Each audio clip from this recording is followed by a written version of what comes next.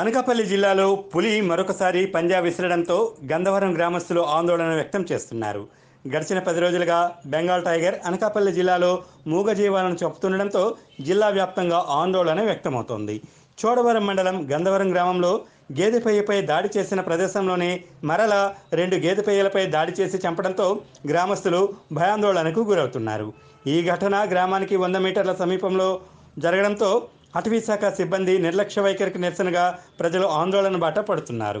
ఇదిలా ఉండగా జిల్లా అటవీశాఖ అధికారి అనంతశంకర్ బెంగాల్ టైగర్ ఆట కట్టించేందుకు ప్రభుత్వం నుండి అన్ని రకాల అనుమతులు వచ్చాయన్నారు.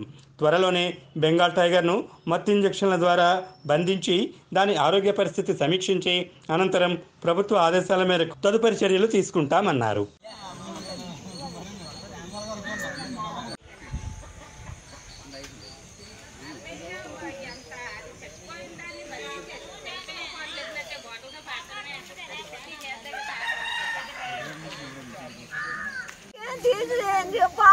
పాలేసి అన్నారు.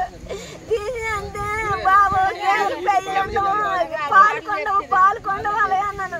పాల్కొండ అన్నా సరే కానీ అమ్మ 4 గంటలు తీసి అన్నారు. 4 గంటలు తీసి 4 గంటలు తీసి 2 పెళ్ళి కళ్ళే తీసుకొచ్చి బాధితులు